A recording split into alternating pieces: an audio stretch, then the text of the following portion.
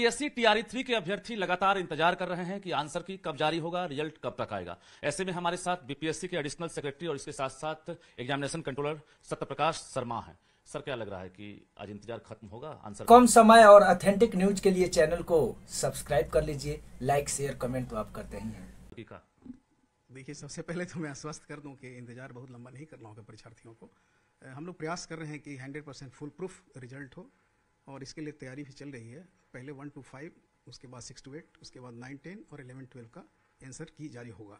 तो हम लोग पहले 1 to 5 रेडी कर दिए हैं। आज से कल तक पब्लिश हो जाएगा, वेबसाइट पर आ जाएगा बीपीएससी का, और फिर छात्र स्वयं देख सकते हैं कि उनको मतलब क्या अगर आंसर की बात करेंगे तो अभी 1 to 5 का तैयार हुआ। 1 to 5 रेडी हो गया है, आज से कल तक वो जारी कर देंगे। आज चांस नहीं है?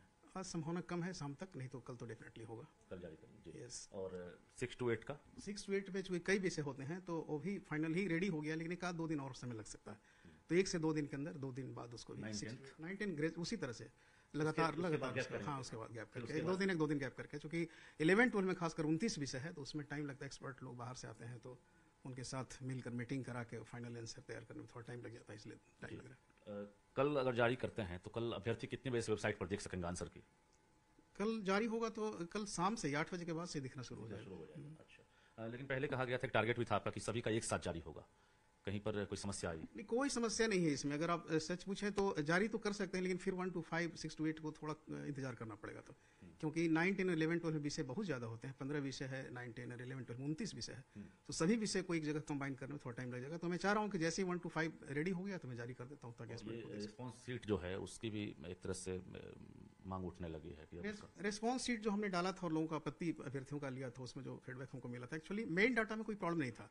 जो ओरिजिनल डाटा जिस पर रिजल्ट पब्लिश होता उसमें कहीं कोई प्रॉब्लम नहीं था, बट वो उसको आगे बढ़ाने के लिए, मतलब वो ये सीट पर डालने में ही थोड़ा सा प्रॉब्लम हुआ था, उसी को करेक्ट किया गया है। मतलब मेन डाटा में कहीं कोई प्रॉब्लम नहीं था। इसलिए अभ्यर्थी को मैं आश्वस्त कर देना चाहता हूँ कि उन्होंने जो रिस्पॉन्स दिया है वो 100% करेक्ट है। मेरे पास डाटा 100% करेक्ट है। वो कब जारी कर रहे हैं? वो उसमें भी हम लोग एकदम बड़े पैमाने पर एक्सरसाइज कर रहे हैं और उम्मीद करता हूँ कि 4-5 दिन के अंदर वही रिस्पॉन्स डेटा भी चला जाएगा। 4-5 दिन में? हाँ, बिल्कुल जी।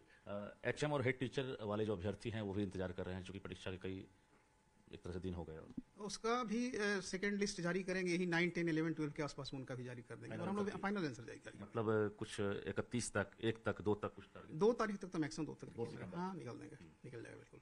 तो ये जो रिजर्वेशन पॉलिसी है, तांती ततमा वाला, तो एक तरह से गाइडलाइन आपने जारी कर दिया है और जो सुधार है उसका मौका भी आपने दे दिया है। 50% वाला जो आरक्षण है जिसके आधार पर रिजल्ट आपको देना है, उसको लेकर कहाँ पेच फंसा हुआ? देखिए, उसमें प्रॉब्लम क्या है ना कि जब रिजर्वेशन एक्सटेंडेड को रोक के पुनः जो पुराना रिजर्वेशन पे चला गया, तो जीएडी ने हमें चिट्ठी लिखा है सेक्रेटरी को एड्रेस करते हुए कि जो पुरानी पद्धति थी उसी पर आरक्षण प्रणाली लगेगी। तो अब विभाग से ही अब आना है कि रोस्टर को फिर से करेक्ट करके देंगे, तो उसके आधार पर रिजल्ट पब्लिश होगा। मतलब विभाग से आना रोस्टर है जो विभाग जिलों से मांगा है, वो जब विभाग को मिलेगा तो फिर आपके पास आएगा। तो मैं जिलों की बात मैं नहीं कर सकता हूँ, मुझे तो विभाग से है, तो विभाग से जैसे ही आएगा तो उसके आधार पर रिजल्ट वगैरह दिया है, गया है वहाँ पर। और दूसरी बात यह है कि इसी बीच में जैसे 23 तारीख से हमने डेट रखा है कि तांती तत्वा के जो भी अभ्यर्थी है वो प्रमाण पत्र करेक्ट करा। इस बीच में ये जो सारा प्रोसेस है रिजल्ट का, वो सब रेडी करके रखेंगे। मतलब आपने अगर आपत्ति भी ले लिया आंसर की टीआरई 3 का, आपत्ति के लिए कितने दिन का वक्त देंगे? मैंने 7 डेज का टाइम रखा है, क्योंकि देखिए बिहार एक बड़ा स्टेट है, 38 जिले के साथ इतने अनुमंडल ब्लॉक, लोग देहातों में भी रहते हैं बहुत सारे लोग, उनको अवेयर होना जरूरी है। क्योंकि जब उन्हीं को पता नहीं होगा, अभ्यर्थी को ही पता नहीं होगा, तो फिर फ्रूटफुल रिजल्ट नहीं हो पाएगा। तो हर अभ्यर्थी को ये चीज़ जाननी चाहिए कि अगर वो आपत्ति करना चाहते हैं तो वेलकम है। और हमेशा हित तो हम लोग सोचते ही नहीं है, लड़कों का मेरिट प्रभावित किसी भी हाल में नहीं हो, इसका ध्यान रखना है।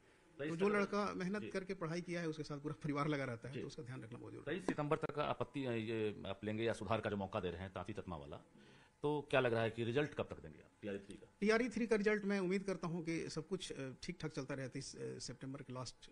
मतलब कोई डेट दे दीजिए, ऐसा लगेगा कि एग्जामिनेशन कंट्रोलर ने कह दिया कि अब जैसे 23 तक जो है टाइम है और एग्जामिनेशन का रिजल्ट जो है हम दे रहे हैं तो दे रहे हैं। देखिए, एक तो अलग अलग क्लास है, 1 to 5, 6 to 8, 9, 10, 11, 12, तो एक दिन में सारा रिजल्ट देना संभव नहीं होता है। तो एक बार हम लोग शुरू कर देंगे तो कंटिन्यूअस हो जाएगा रिजल्ट। मतलब इस महीने में शुरू का ही तो इंतजार होता है, शुरू कब करेंगे? इस महीने के अंत तक ही हो पाएगा, 23 के बाद ही। मैं अंदाज कर रहा हूँ कि 25 तारीख से वो देखने को मिलेगा। आप गेस कर सकते हो, 25-26 के बाद शुरू हो जाएगा।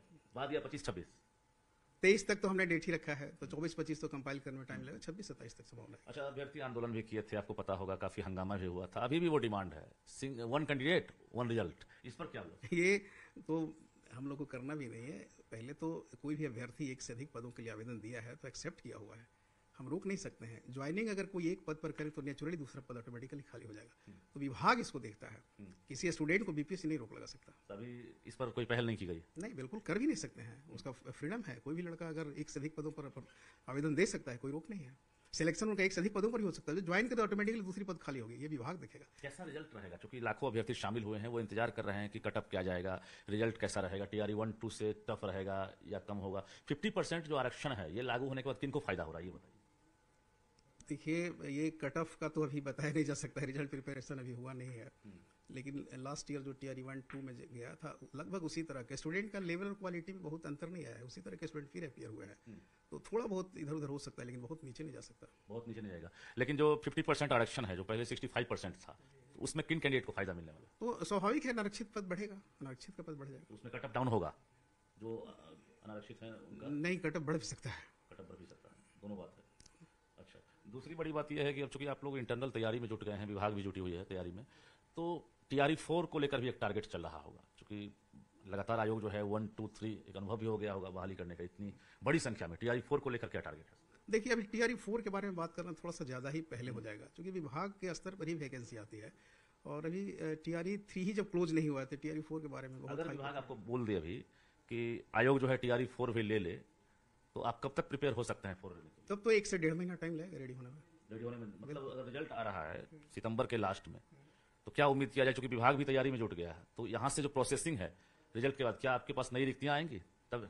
नई रिक्तियां आएगी ये तो मैं कल्पना नहीं कर सकता हूं। अभी जो विभाग ही भेजेगा नई रिक्ति भी, नई रिक्ति जैसे ही आता है तो हम लोग विज्ञापन का प्रोसेस शुरू कर देंगे।